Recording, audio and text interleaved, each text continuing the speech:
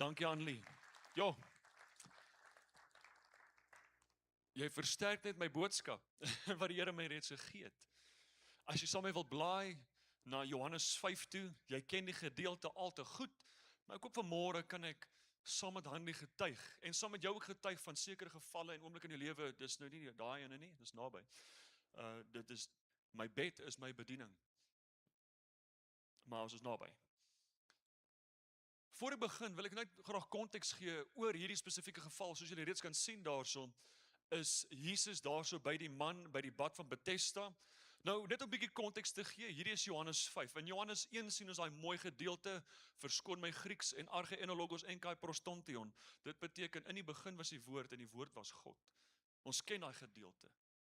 En dan sien ons Johannes 2 vers 5, daai bekende gedeelte, dit wat die Here sê, doen dit. Hy is daar by die bruilof, verander water in wyn. Prys die Here, daar's hy. En dan sien ons in Johannes 3, is daar 'n man met die naam Nikodemus. Iemand het altyd gesê, as jy kan besluit wat jou nuwe hondjie se naam nie, miskien is Nikodemus 'n goeie naam. In elk geval, dis 'n baie Bybelse naam. Dan praat Jesus met Nikodemus, daai bekende gedeelte Johannes 3 vers 16, want so lief het God die wêreld gehad. Dan kom Jesus na sy eerste wonderwerk, nou na Nikodemus, nou Johannes 4, is hy daarso by die put met die vrou, die Samaritaanse vrou. Hy ontmoet haar en hy sê vir my, ek gee vir jou lewende water, en hy verrig daarso ook later in daai hoofstuk sy tweede wonderwerk. En dan kom ons hierso by Jesus se derde wonderwerk in Johannes 5. En ek wil graag hê dat jy vir 'n oomblik net saam met my sal bly daarso. Bethesda beteken die plek waar hulle nou daar bymekaar kom. Heel waarskynlik huis van genade, house of mercy, jy kan gaan opsoek. Daar lê gewoonlik siekes, mense wat desperaat is, mense wat hoop en baie keer teleurgesteld word. Mense wat frustreerd is. Kyk die mense daar agter, hulle wag net vir die engel om in te kom. Daar's party mense wat wag in die water, maar die water moet eintlik eers geroer word. Jy gaan nou by my kry. Die ding is hierdie konteks gewys, daar's net een persoon wat in kan gaan op 'n bepaalde tyd en dan kan daai een persoon genees word, nie almal op een slag nie. So dis frustrerend. Hoor gou hierso vanmôre. Waarom kom staan Jesus stil by hierdie man? Die woord van die Here sê hy is daarso vir hoeveel jaar? 38 jaar. Ek wou net 'n bietjie vir jou dit bekend gemaak het. Die res van die mense kan baie vinnig in die dam inspring. Ek sê met die dam, maar in die bad inspring. Ons het vanmôre hier ons bad. Dis ons bad van Bethesda. Die mense het iemand om hulle te help. Daar's iemand wat my kan help om daar uit te kom, want ek kan nie self daar uitkom nie. Daar's krepeles, daar's mense met alle forme van krankhede en siektes en so. Verlammes. Maar hierdie man het niemand nie. Hierdie man sit net daar alleen. Hy het nie, wel dit lyk miskien nie heeltemal so nie. Hy het niemand om hom daartoe te vat nie. Jesus kom staan hom stil. Hy's daar vir 38 jaar. Wie van julle hierso? Wie van dag vanmôre hierso is 38? Jy mag maar opsteek. Nico. Daar's hy. Ag, jy wil seker nie ouderdom weggee nie. 38, prentjie gou vir 'n oomblik. Ek is nou 29. Ek is nog nie eens naby 38 nie. Hierdie man lê daar vir 38 jaar. Julle kan eintlik vir my gaan na daai konteks toe. Ek het 'n bietjie van daai konteks. Die man sit daarso. Ek het eintlik hierso opgesit. As jy besluit gegaan na Jadine. Daar's 'n gedeelte wat sê as ek dit weer gaan opsoek, dit is 456 maande. Jy kan die volgende enetjie doen. Dit is gelyk aan 13.870 dae. Dit wil vir my sê hierdie ou het heel waarskynlik iets soos 13.870 keer as die water op 'n bepaalde tyd geroer word, het hy iets soos daai kere gehardloop. Ek dink hy het eelte gehad op sy arms. Ek dink hy het nie baie goed gelyk nie. Terloops, ons het vanoggend iemand wat vir ons 'n man van die bad van Bethesda is. Hy gaan vir ons binnekort inkom. Want ek wil graag vir julle illustreer. Daar's hy, dankie. Hy het gesê sy naam is Walkney, want hy kan nie walk nie. Ek het hom gevra, sal hy my hierdie rol speel? Toe sê ek vir hom, wat sy naam? Toe sê hy, wel, hy kan nie stap so walk nie.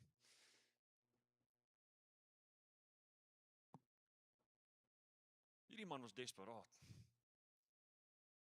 Was 'n klomp mense wie iemand gehad het wat hulle kon gehelp het. Hierdie man is desperaat. Miskien praat ek vandag met jou so geval so Annie genoem het. Miskien was jy op so 'n plek gewees, miskien weet jy van iemand wat ook in 'n desperate oomblik is. Ek hoop hierdie boodskap gaan jou hart raak vanmôre. Kom ons lees dit saam. Dis 15 verse. Loof die Here. Hierna was daar 'n fees van die Jode en Jesus het opgegaan na Jerusalem. En daar was in Jerusalem by die Skaapspoort 'n bad met 5 pilaargange wat in Hebreëus Bethesda genoem word. Terloops, in argeologie het hulle opgrawings gemaak, hulle daai plek eintlik gekry en het gesê, volgens die beskrywing van Johannes, lyk dit asof dit heel waarskynlik dit kan wees. So ons sê die Bybel is bevestig, as jy gewonder het. Daarin het 'n groot menigte siekes gelê. Ons het nou nie klomp siekes hier agter my vanmôre nie, maar ons het hierdie sieke hierso. Klomp siekes gelê, blindes en krepeles en lammes wat op die roering van die water gewag het. Want 'n engel het op bepaalde tye in die bad neergedaal en die water geroer. Die een wat aan eerste ingaan na die roering van die water, daar sê, dankie, het gesond geword. Die eerste ene aan watter siekte hy ook al gelei het. En 'n sekere man was daar wat 38 jaar aan sy siekte gelei het.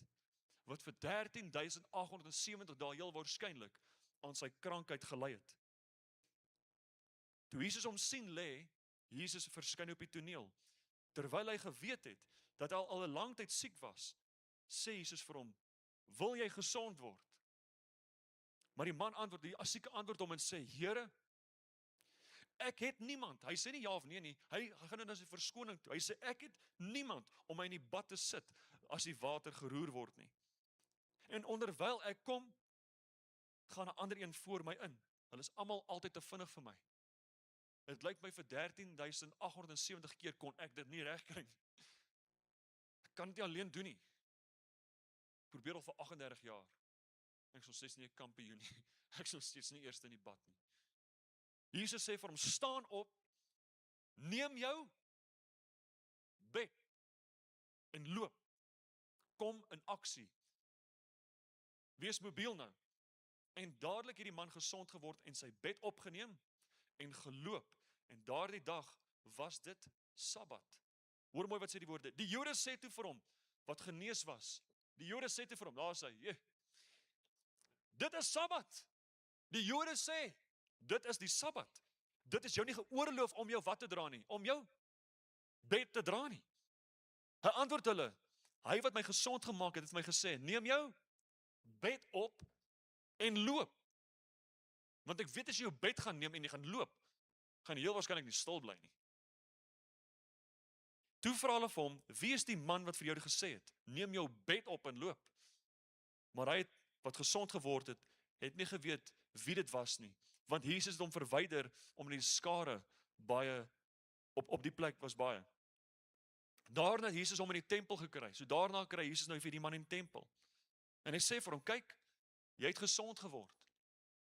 Moenie meer sondig nie, sodat daar nie iets ergers met jou gebeur nie." Hoor dit sê vers 15. Hierdie man het gegaan en aan die Jode vertel. Daar sê. Hy het aan die Jode vertel.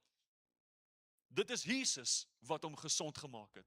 En hy is daarso besig om vir alle Jode te sê, uiteindelik, hy's genees. Is dit nie 'n wonderwerk nie? Ons het vanmôre gehoor van 'n ander wonderwerk. Ag, dankie Jason. Ook nie. Ek wil vanmôre die bad kom illustreer. Ek wil vanmôre die omstandighede kom illustreer. Dankie Jason. Ek wil vanmôre net vir jou kom wys. Dit is heel waarskynlik in 'n mindere manier nou. Hoe dit heel waarskynlik uitgespeel het.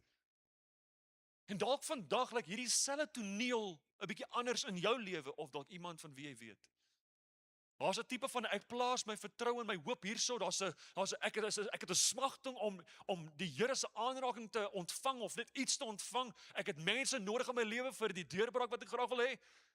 Maar ek weet nie presies hoe om uit te kom nie. Dit voel al vir my soos 13.870 dae. Dit voel my bietjie lank. Wanneer gaan die Here deurkom? Ek soek nou al vir 'n geruime tyd. Miskien soek jy al vanmôre vir 'n geruime tyd. Miskien weet jy van iemand wat al vir 'n geruime tyd deurbraak soek en hulle kry dit nie. En vanmôre wil ek by jou stil staan. Want die kruks van hierdie hele boodskap is nie die wagperiode nie. Die kruks van hierdie boodskap is sê, my bed is my bediening. This mat will be my ministry. Partykeer sê die Here, ons deur hierdie goed om 'n getuienis voor te bring. Voor ons verder aangaan, kom ons bid saam en dank die Here vir sy woord. Here, ons God, ons koning en ons Vader, dankie dat ons vanmôre u woord kan eer. Dat ons die voorbeeld van Jesus kan sien, wat gestap het daarso in Jerusalem, daar by daai skaapspoort, daar in Bethesda. En vandag stap u hierso in ons harte. U kom staan by ons stil. U het nie net bemoeienis met ons nie, Here, maar u smag ook saam met ons vir verandering. Dis immers hierdie man wat daar gesit het, dis immers ons wat vanoggend hierso ook sit en ook dalk smag om op te kan staan en te kan sê, my probleem is nou wat ek gaan verkondig. My probleem gaan uitdraai om iets te wees, om ander te bedien. Here, kom maak ons harte oop vanmôre vir die woord. Kom maak ons harte oop, Here, om te ontvang wat u wil sê. Kom broei hierdie ding in ons binneste, kom kweek dit in ons binneste. Dit ons getuienis groot sal wees daar buite. Ons loof u naam daarvoor. Ons bid dit in Jesus naam. Amen. Ek wil vanmôre by jou stil staan. My bed is my bediening. Ek sê altyd, draai nie persoon langs jou. Ek hou daarvan om dit te doen. Maar draai nie persoon langs jou, sê my bed is my bediening. Nou, jou bed lyk dalk anders. Ek praat nie van jou huis se bed nie. Ek praat van die bed van jou probleme. Die bed waarop jy partykeer kan sit en jy wonder, hoe gaan ek hier opkom? En hoe gaan ek van hier af vorentoe? Ek wil my eerste punt maak deur te sê, is ons nog desperaat vir 'n deurbraak? In ons kerk, ek sê net as ons nie, maar gewoonlik in kerk is ons nog ingestel, is die vraag, waar ons innig begeer vir die werking van die krag van die Here. Ons kan na daai eerste enetjie toe gaan dan. Want my vraag dan vir jou vandag is, waar plaas jy jou vertroue? Jy sien, hierdie man, as ons weer teruggaan na Walkney, as ons weer teruggaan na hom toe, wat hy gesit het, ek sien dat hy begeer om daar te wees by die bad, en dis sy enigste hoop. Hy weet nie eens wie Jesus nie. Wil jy gesond word? Wil jy staan? Wil jy loop? Wil jy weer funksioneer? Wel, ek het nie iemand om my te vat na die bad toe nie. Dis al waarop hy neerkom. Dis al waarop hy bly. Hy's desperaat, maar nie nou vir Jesus nie. Hy soek iemand, hy soek 'n engel, hy soek die bad, hy soek die roering, en dis nie sleg nie, maar sy vertroue is op alles behalwe die Here. En ek sê nie vandag dat as jy vertrou op die dokter, dat dit is nou 'n verkeerde ding nie. Hoopelik vertrou mense op die dokter. Ek meen, daar's 'n klomp dokters in die Bybel opgeteken. Lukas was een van hulle. Maar vandag wil ek vir jou sê, hoe lyk jou vertroue? Is dit meer in die dokter of is dit ook in die Here? Ons het vandag 'n getuienis gehoor van 'n werking van die Here wat die medisyne nie kan beskryf nie. Dankie vir daai getuienis, want dit is 'n werklike, nie verhaal nie, dis 'n werklike werking en dis 'n rekord van die aktiwiteit van die Here. Nou, ons het nodig om bly te wees wanneer daarby kom, ek gaan nou vir myself, maar ons het nodig om ons vertroue te plaas meer in die Here. In die beloftes van die Here. Ek is besig met 'n boek oor gebed en daai man skryf in daai boek, Dr. Miles Monroe, hy sê, you need to keep God at his word. Hy het gesê, elke belofte is ja en amen. Dit beteken nie, ek gaan nie die genesing ontvang nie, dit beteken, hou hom op sy belofte. Vertrou ons nog op die Here. Hoor wat sê Spreuke 3 vers 5 vir ons so mooi. Vertrou op die Here met jou hele hart. Die Bybel is baie direk, baie beskrywend. Nie vertrou op die Here op 'n ander manier nie, met jou hele hart en steun nie op jou eie insig nie. Was jy al daar waar jy gesteun het op jou eie insig? Dan wonder jy, ek sit nou hier vir 'n geruime ruk en ek weet nie hoe nie. Vertrou op die Here. Plaas jou saak voor die Here. Jeremia 17 sê, geseënd is die man wat op die Here vertrou en wie se vertroue die Here is. Daai persoon kan nie praat vir iemand anders nie. Hy sê, ek sal my vertrou op die Here gaan my deurkom. Miskien plaas dit te gou ons vertroue op iets anders en ons sien nie altyd die werking van die Here nie, want ons is nie desperaat vir die deurbraak nie. Hoor wat ek vanmôre sê. Ja, sê die woord van die Here in 2 Korintiërs 1. Ja, ons het self by onsself die doodsvonnis oor ons gehad, sodat ons nie op onsself sou vertrou nie, maar op die God wat die dode opwek. Ons vertrou op die Here wat kan doen ver bo wat ons kan bid of dink. Jesaja 55 sê, sy wee is nie ons wee nie, sy gedagtes is nie ons gedagtes nie, dis ver bo ons in. Ek lees 1 Lukas 37, het praat van, hy is die God van die onmoontlike. Ek lees Matteus 19 vers, ek dink is 26, wat sê, by die mens is dinge onmoontlik, of by die mens is dinge onmoontlik, maar by God is alle dinge moontlik. Ons gaan na die Here toe, plaas jy vertroue nog in die Here? Is ons nog 'n kerk wat regtig waar ingestel is op daai bonatuurlike werking? Ek's eerlik wanneer ek dit sê, want ek dink ek praat vandag met die vlees, wat ons gee nie altyd genoeg oor aan die gees nie. En daarom sê Paulus vir die kerk, hy in Galasië, hy sê, julle het begin, en Roelof sê dit baie, maar julle het begin in die gees, nou eindig julle op in die vlees. Julle het begin met, ons gaan bid vir siekes, ons gaan bid vir die mense, ons gaan intree, we're going to keep God at his promise, ons gaan seker maak dat daar sal weer suurstof wees in die longe. En ons gaan die Here eer gee. Ek wil net dankie sê vir dit. My boodskap gaan ook so intoe. Of lyk dit die ander kant? Uiteindelik, in hierdie hele proses, is daar getuienis wat daar uitkom. So my eerste punt te maak is ons nog desperaat vir deurbraak? Elke keer, as daai man gesit en hy sien daar's 'n roering, het al daai mense, met eelte, ek sê daar was eelte gewees, ek dink daar was eelte gewees, ek dink nie, ek kan sommer die hand toe kruip op die grond en niks soos dit hê nie. Hardloop soontoe, ek het niemand om my te help nie. Wie van julle het al The Chosen gekyk? In The Chosen, het jy daai een gesien, dan sien hulle hierdie water borrel en hulle probeer dit illustreer. Ek word gewys het vanoggend, maar toe dink ek, ook nie gaan beter wees. Maar dit wys daar waar die water begin te borrel en dit wys hoe daai mense kruip, want hulle is desperaat. Een persoon kan genees word en dit mag dalk vandag net ek wees. Ek is desperaat. Ek soek die Here. Terloops, kan ek iets noem van desperaatheid? Die woord van die Here gaan en praat van 'n weduwee vrou wat klop, of sy's heeltyd hier so by die regter. Sy's heeltyd by die regter. Sy's heeltyd by die regter. Sy's heeltyd by die regter. Sy's heeltyd by die regter. Ek onthou dit, plead your case. Stel jou saak. Maak jou hart oop. Weet jy wat gebeur met 'n weduwee? Gewoonlik as haar man gesterf het, dan gaan sy na die broer toe, as die broer nou nie getroud is nie. Dit was baie sleg geweest as jy 'n weduwee was en jy het nie 'n man nie en jy kan nie weer trou nie. Want as jy dan 'n weduwee was, het jy niks anders gehad, geen ander manier gehad nie. Die enigste ding wat sy gehad het was om te gaan na hierdie regter toe. En eintlik wat daai boodskap probeer illustreer waar Jesus praat in daai gedeelte, is om te sê ek het geen ander alternatiewe nie. Ek het nie my broer, ek het nie my man se broer, ek het nie 'n ander broer, ek het niemand om na toe te gaan nie. Ek het net my regter, ek het net die Here om na toe te gaan. Is ons nog desperaat om partykeer ons vertroue te plaas op die Here wat vir ons nou 38 jaar kan doen? Wat die engel en die roering en die bad en die ander mense nie kon doen nie. Kan ek en jy nog ons vertroue plaas in die Here? Jeremia 17 vers 7. Geseënd is die man wie op die Here vertrou en wie se vertroue die Here is. Amen. Jesus staan stil. Dis my volgende een. Jesus staan stil. Hy sien die man lê daar so en hy stap na hom toe. Dit sê nie hy stap nie, maar hy staan stil by hom en hy begin met hom te praat. Vandag wil ek vir jou sê, die Here is nie te besig om die heelal so op koers te hou, en die wind reg te hou, en die son reg te hou, en die maan reg te hou, en die heelal so op datum te hou, dat hy nie by jou kan kom stil staan nie. Die God van ewigheid en die God met alle mag en gesag, autoriteit, kan in 'n oomblik ook by jou kom stil staan. Die Here is nie te besig vir jou nie.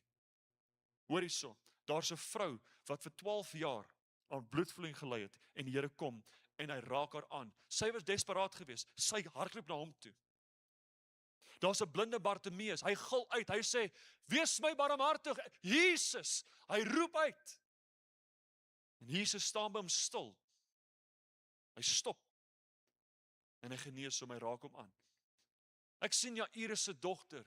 Jesus loop ook na haar toe en hy staan ook stil in daai vertrek. Terloops, ek het so 'n preek gehoor van T.D. Jakes waar hy sê Jesus needed to get rid of all the unbelief. Toe sê vir al die mense wat die panfluitspelers is, al die mense wat nou Amazing Grace speel want hierdie dogtertjie is dood.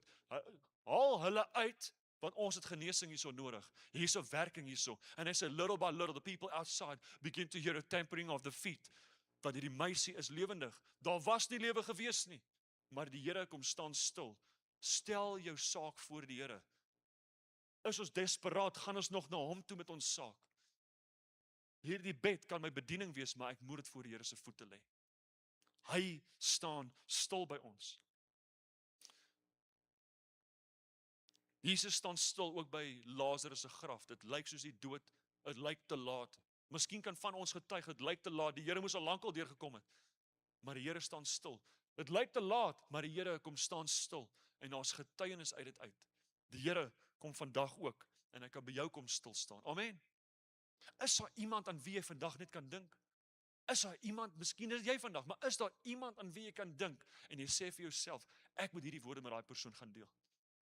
Die Here is nie te besig om by jou stil te staan nie. Ek voel die Here is by daai huis en seën daai huis en salf daai huis en rig daai huis op en ons deurbraak daarso, maar waar is myne? Hoe lank moet ek bid? Ek vas en pleit en ek probeer 'n klomp dinge en my gebed is redelik op my knieë hoor, maar ek kry dit nie reg nie. Hoekom kom stop die Here nie by my nie? Here, eerstens, soek jou hele hart. Vertrou op hom. Hy staan by jou stil. Jy sien wanneer hy kyk na hierdie vrou wat 'n bloedvloei gelei het, sy het niemand anders gehad nie. Terloops, as ek dit nie mis het nie, het sy 'n klomp van haar besittings verkoop en al haar geld spandeer op 'n klomp ander dokters, op 'n klomp ander bad en iemand en 'n engel en 'n ding. Maar wanneer plaas ek my vertroue op die Here? Wanneer plaas ek my vertroue werklik op die Here? Of soek ek ander alternatiewe? Hierdie huis se agterdeur is nie oop nie. Ek soek ook 'n mediese opinie, hoor, maar wanneer dit kom by die Here, die heel eerste ding wat ek soek is 'n wonderwerk van die Here. Jesus staan stil by Lazarus se graf. En die laaste ene, goed as jy altyd oor wil praat nie. Jesus gaan in Markus 5 as ek dit nie mis het nie. En daar's 'n besetene daarso en hy gaan juis en hy uit almal uit wat verby hierdie man loop. Hierdie man smag ook om vrylating. Hy wil vrygelaat word, hy wil bevry word, hy wil losgelaat word. Hy's gevang hier binne in homself. En Jesus gaan en hy kies ook in daardie tyd om by hom stil te staan. Die Here gaan staan nie stil net by sekere mense wat hy dink heilig kan word nie. Hy gaan staan stil by elke persoon om elke persoon heilig te maak. En hy wil vandag vir jou doen. Miskien is daar iemand in jou lewe wat jy vandag weet, het hierdie boodskap nodig. Om te weet die Here is nie te besig om by my te kom stil staan nie. Hierdie man was desperaat geweest. Hy wil oorbeweeg na die volgende punt toe. Alles gebeur, gelukkig of ongelukkig, in God se tyd. Nou as jy nou iets wou gesê het, sal hopelik nie amen gewees jy sê gesê het eina, want dit maak seer. Die Here se horlosie is maar 'n ander tyd hoor. 1000 jaar is een dag en een dag is 1000 jaar. So jy moet 1000 jaar wag vir jou verhoging. So nie eksport. Gemeente moenie koud wees nie. Julle moet saam lag. Maar ons moet wag op die Here se tyd. Hulle wie wag op die Here kry nuwe krag. So vandag, julle is besig daar agter. Maar hulle wie wag op die Here, ons moet wag op die Here. Die Here los ons soms in die stryd en in die situasie en in die uitdaging om ons getuienis te bou. Noag, waarmee is jy besig? Ek dink aan. Waarmee is jy besig? Ek weet nie, ek werk dag en nag vir baie jare nou om hierdie skipie te bou. En as ek myself vind, dan sê die Here vir my, nee, voeg nog 'n balk aan. Voeg nog 'n balk aan, jy moet hierdie boot groot maak. Hierdie boot is so groot, ons noem hom 'n ark. En die Here bou die getuienis. Die Here bou die getuienis. Jy sien as ek dink aan Paulus ook, en ek sien sy tronktyd, en die tyd wat hy deurgemaak het, ek sou op 'n tyd vir mense, Paulus het gesien wat die Here met hom instoor het, wat die Here se plan is oor sy lewe. Soos Paulus aangekom by 'n dorp, het hy gesê, hoorie, waar is die 5-ster hotel nie? Hy het gekyk, waar is die naaste tronk, want hy het geweet, sy bediening gaan ons heel waarskynlik die tronk kry. Maar die beste ding is hierdie. Onthou jy die mense nie van gehou nie? Ek en jy wil gemak hê. Ek wil gemak hê. Ek wil regtig nie vandag of môre tronk toe gaan nie. En ek beplan dit ook nie. Maar indien dit so moet wees dat volgens my geloof en vir die geloof wat ek het en my vertroue in die Here en in die realiteit waarin ek leef, met my saak met God, as ek in myself 'n Paulus moes wees, dan sou ek myself gevind het in die tronk. En as ek in die tronk was, sou ek dit gevat het as 'n oomblik om te sê, Here, broei die getuienis. Here, broei die getuienis. Ek wil dit hê met die klik van 'n vinger moet die ding wegwees. Daar's 'n lied wat sê, I know the sorrow and I know the hurt will all go away if you just say the word, but even if you don't, my trust and my hope is still you alone. Julle ken daai lied van Mercy Me? Even if. Selfs al kan die Here al hierdie goed sê en in 'n oomblik kan ek genees wees, maar die Here doen dit nie, gaan ek sê, he's brewing the testimony. Hy's besig om die getuienis in my te bou. Hoe mooi is die getuienis van Job ook. Amen. Ek loof die Here vir daai laaste hoofstuk, want dit eindig daarom nie so tragies nie. Maar die ding is, hierdie kerk, ons is vervreemd van God se hart. Ek is eerlik. As ons nie die impak van die lyding verstaan nie en kan aanvaar nie. Ek dink daai is swaar gewees. Ons is vervreemd van God se hart as ons nie die impak van lyding kan verstaan nie. Hoekom moet ek ly? Hoekom moet ek ly? Niemand wil ly nie. Maar kan jy die impak van die lyding verstaan? Kan jy die hart van die Here verstaan in dit? My gunsteling, seker my gunsteling spreker vandag is John Lennox. En hierdie persoon gaan en hulle vat hom aan en sê, why would God allow suffering? Hoekom laat God lyding toe? Hoekom laat God hierdie stryd toe? Hoekom laat God toe dat iemand vir 38 jaar daar lê? Hoekom moet ek of iemand wie ek ken in smart en in lyding lê? En ergens in die verduideliking sê, I don't have an answer, but maybe I can point you to an answer. What is God out of all of human existence? What is God doing on a cross? Wat maak God aan 'n kruis? Dis wat die wêreld nie kan verstaan nie. Hoe kan God doodgaan? Hoe kan God ly? Maar die impak daarvan is die boodskap daarna. Julle hoor my? Die impak van die kruis was nie die dood nie, dis die boodskap daarna. Just bear with me, ons is op pad ergens heen. Ek het 'n baie mooi storie wat ek wil deel. As julle vir my daai foto kan opsit. Ag, hierdie man, sy naam is Louis Zamperini, van julle weet dalk van hom. Hy was eerstens 'n atleet gewees vir Amerika. Hy het 5 km gehardloop. Terloops, ek dink so aan Rolof. Hou bene hou. Om Andries, hou bene hou. Spit sterk oor die light. Louis Zamperini, kom ons lees saam, was in 1936 Olympic runner who served in the US Army Air Forces during the World War II. After his plane crashed in the Pacific in 1943, he survived a record of 47 days op die see, adrift on a raft before enduring nearly 2 years of horrific torture as a Japanese prisoner of war. Net terloops, hulle het partykeer in die kamp, hulle het een keer in die kamp, daar's 'n man, sy naam is Watanabe, en hy het nie van hom gehou nie. En hy het later gesê, hierdie hele kamp, ek dink was oor die 300 mense, of amper 300 mense, moes vir hom geslaan het in die gesig. En die ouens wou dit nie gedoen het nie, maar hulle moes hom slaan, want hierdie man Watanabe, hulle het hom genoem The Bird, hy het nie van hom gehou nie. Hy het iets anders in sy binneste gehad, die movie se naam is Unbroken, as jy dit wil gekyk het. Maar hy was eerstens 'n atleet gewees, 'n baie goeie Olimpiese atleet gewees. Toe gaan hy oor en hy sien daar in die weermag, en in die weermag is daar aaklige goed wat gebeur het, soos hulle daar so wys. He was horrific torture wat hy moes deurgaan. Uiteindelik gaan hy terug Amerika toe en hy soen die grond toe hy van die vliegtuig afklim. Ek onthou dit. En in 'n oomblik toe daar staan, toe begin alles sy te draai. Terloops, daar sê dit, hy was vir 47 dae op die see. Met niks nie. Hulle het letterlik in daai film wys hulle hoe hulle 'n haai gevang het. Dit is die beste wat hulle kon eet. Dit lyk my toe 'n rou voël werk nie heeltemal so goed nie. Maar dit wys hoe desperaat hulle is en hulle het geëet en al die dinge. En op daai bootjie gaan die golwe slaan. En hy sê, if you're up there and you bring me through all of this, I will give my life to you. En hy gaan teen sy belofte. Toe hy by die huis opdaag, toe word hy alkoholist. Toe hy deur die weermag is en deur al die goeters is, word hy alkoholist. Onthou, daar's 2 jaar wat verbygegaan het van horrific torture. En in 'n oomblik vergeet hy sy belofte, hy word 'n alkoholist. Heeltemal meegevoer. Hy's getroud met 'n wonderlike vrou en hulle het 'n kind. En in die proses van daardie kind, dog die vrou by haarself, hoorie, so ek dink ons moet by mekaar opbreek. Ek dink ons moet maar skei. Ek dink ons kan nie by mekaar bly nie. En sy gaan na hierdie wit tent sirkus ding toe. Van julle ken dit nou. Ek het so 'n vriend, sy naam is Pastor Hansie Henning, hy hou ook baie van wit tente.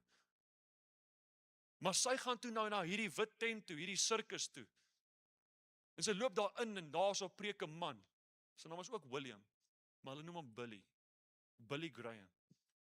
En hy preek daarso van die redding van die Here. Sy gaan terug huis toe, sy sê, Louis, I don't want to get divorced. I want to stay married, but I want to invite you to tomorrow night. You need to come to the tent. Toe sê, that circus, ek wil daar in die circus toe gaan nie. Hy sê, hy is liewer hierso, dan vat hy weer 'n bottel drank daar ergens. En lank in die kort van die hele storie is, éventueel toe gaan hy saam. Hy sit daar so, en Billy Graham sê, okay, now I want you all to close your eyes and bow your head.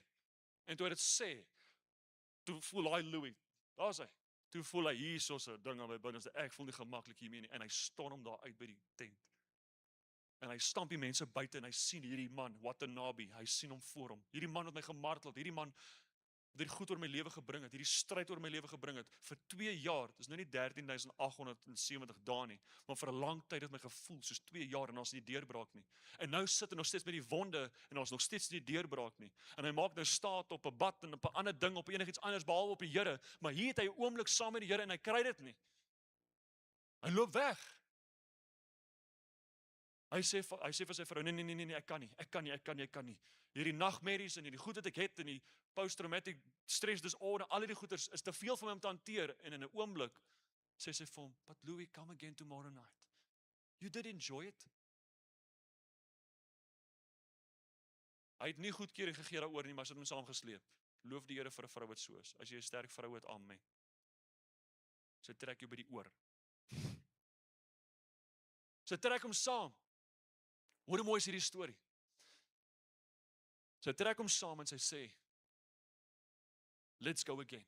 Daar gaan word nie die diens by. Staan in die diens weer, Billy Graham. I want every eye closed and every head bowed. En terwyl daai Louis weer so dink 1, 2, 3 en hy wil loop, wil Billy Graham die altar call maak. En in 'n oomblik terwyl hy die altar call maak, hy sê, stop! Don't move! Don't go out! God wants to meet you. Come to the front. En daai man wat weg wil loop, hy wil nie sy goed los nie. Hy wil bly op sy verskonings, hy wil bly waar hy is. Draai terug. Hy val op sy knie en hy breek en hy's in trane. Terloops, hy het toe 'n bediening begin waar hy jong mense help wat of verslaaf is of jong mense wat voel hulle is weg, hulle weet nie waar om te gaan nie, want hy was so 'n probleemmaker geweest toe hy jonger was. En hy begin 'n bediening en op een van Billy Graham se crusades, as jy dit wil gaan YouTube dit, Louis Zamperini. Gaan Billy Graham sê, now before we start our evening, I just want to invite a beloved friend. His name is Louis Zamperini. He was in the Olympics. En dan vertel hy sy storie en hy sê hoe hy wat aangevang het en hy vertel net hierdie storie. Miskien 'n bietjie korter en dan gee hy eer aan die Here Jesus Christus en hy het 'n bediening begin waar jong mense help. Vandag wil ek vir jou sê, om weer terug te kom by die man, wanneer ek en jy Jesus ontmoet, dan word ons bed, dan word daardie lydingsperiode ons bedieningsgeleentheid. Dit word ons boodskap, dit word 'n getuienis. Hy kyk nie meer daarna die horrific torture nie. Hy kyk nie meer na die 47 dae wat ek was op die see nie. Hy kyk nou na die werking van die Here in sy binneste, want daar was 'n dag gewees wat ek ook kon sien. Hierdie ding wat gebroei het vir 'n geruime ruk, is nou my getuienis, is nou my woord wat ek kan deel. Handel, ek wil net weer eens vir julle dankie sê. Kerk, waar is ons getuienis? Waar is ons getuienis? Want ek en jy kan baie vinnig val in hierdie volgende ene, in die fariseërs se fout. Ek's eerlik daaroor. Ek dink ons het 'n kort kerk. Ek sommer lus nou die hele dag kerk. Wat het sê vanmôre? Ek's eerlik daaroor. As ons praat van my bed is my bediening, hoor wat doen die fariseërs? Die fariseërs sien hierdie groot wonderwerk. Hier is 'n groot wonderwerk. Vir 38 jaar kan hierdie man nie loop nie. En vir die eerste keer in 38 jaar kan hierdie man nou loop.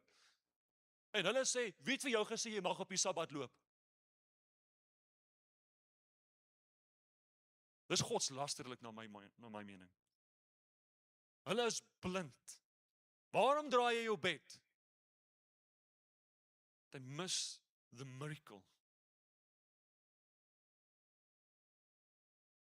Dis hoekom ek baie keer as ek mense vorentoe, as ek beleef die Here nooi mense vorentoe, hier's mense wat hier vir bediening kom. En ek sê gemeente, kom ons steek ons hande uit, kom ons bid vir die mense. Dan bid jy asof dit jou saak is. Jy bid asof jy desperaat is. Jy bid asof jy vir 38 jaar nog nooit deurbraak gekry het nie en jy soek deurbraak. Wanneer mense hier voor hulle sê, ek sukkel met hierdie, ek sukkel met daardie, ek weet nie hoe verder vorentoe nie. En ek sê, steek jy asseblief jou hand uit, kom bid vir die ouens hier voor. Doen dit uit 'n desperate hart, doen dit uit 'n opregte hart uit. Die Bybel, ek het ondersoek gaan doen daaroor. Die rede hoekom die Fariseërs so was, is because they were deeply entrenched, they have deeply entrenched pride. Hulle het te veel trots in hulle harte. Jesus was 'n dreigement vir hulle krag, a threat to their power. They stood to the man-made religious traditions over the spirit of the law. Hulle is nie net blind nie, ek sê nou vir jou, hulle is gevul met bitterheid. En dit is die teenoorgestel van wat die Here vir ons wil hê. Die Here wil hê ons moet bly wees. Die man is bly en verheug homself in sy genesing, kan ek en jy ook waarlik bly wees vir mense se genesing. Kan ons waarlik bly wees wanneer iemand sê my huwelik is gered. Die Here het my huwelik gered. Ek het nie geweet hoe ek dit finansiëel gaan maak nie. Maar in hierdie druktyd, die Here dra ons.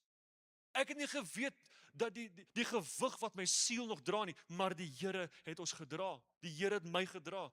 Die Here het my siel gered. Die Here het my tot nou toe nog steeds op my voete gehou.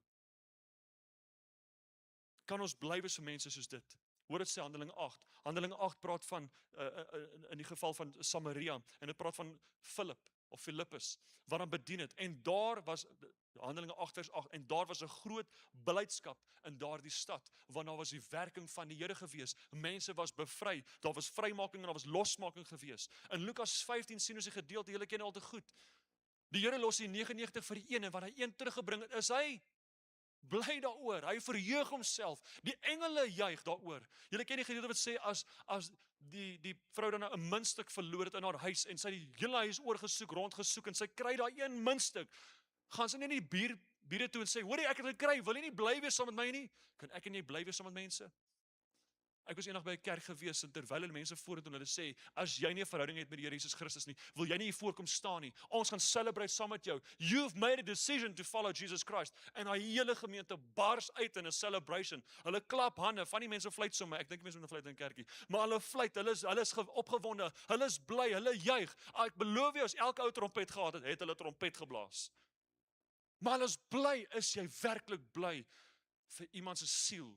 Is jy bly vir iemand se omstandighede, wanneer die Here hulle opgetrek het en verlos het daarvan? Of kan ek en jy met lekker bitterheid sit en sê, die Here moet nog maar vir my deurkom. Jou tyd sal kom, maar vir nou wil die Here jou toets, kan jy bly wees vir iemand anders. Moenie 'n fariseer wees in jou trots en jou hart laat broei nie. Hoor dit sê, Romeine 12 vers 15, wees bly met die wat bly is. Romeine 12 vers 15, wees bly met die wat bly is, en ween met die wat ween. Juig met die mense wat juig. Amen. Okay, gemeente, ek is amper klaar. Ek eindig af.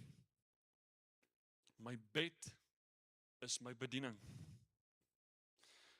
Ek sê in Engels, of ekskuus, ja, the mat is my ministry. Die mat is my mantel. Dis 'n manier vir my om nou te funksioneer in God se gesag en in God se roep vir my lewe. Hy het hierdie goed oor my lewe gebring, nie om my te kniehalter nie, nie om my te potjie nie, nie om my te laat val nie, nie om my te laat verloor nie. Hy het gebring oor my lewe sodat ek 'n getuienis kan dra, sodat ek kan sê, weet jy waar ek was, maar weet jy waar ek is? Die Here het my deur dit alles gebring. Hoor hierso, my krankheid sal nou na krag toe gaan en sal die klem op die krag van die Here wees. My stryd waarin ek was, is nou nie meer met my stryd nie. My stryd word nou ook my storie, want ek getuig van die Here se goedheid. My verleentheid word nou die geleentheid waar ek kan praat oor die Here se goedheid en guns oor my lewe. Hy het my deurgedra, deur die storms het hy my gedra. My bed is my bediening.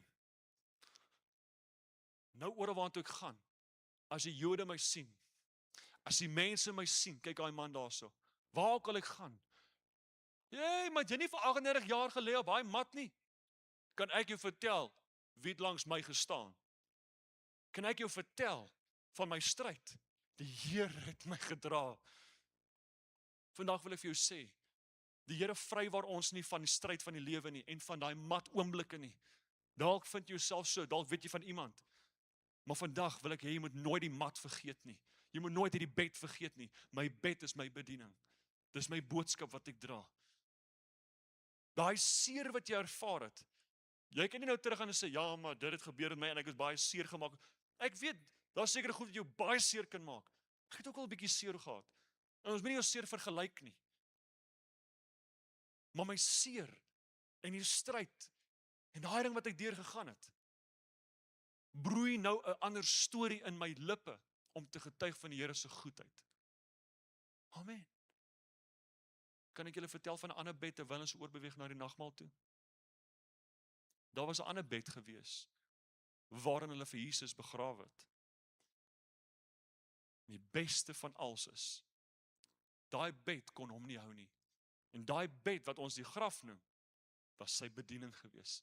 Vandag verklaar ons sy boodskap, die graf is leeg. Amen. Amen. Ag, ek is bly vanmôre. Ek hoop jy is ook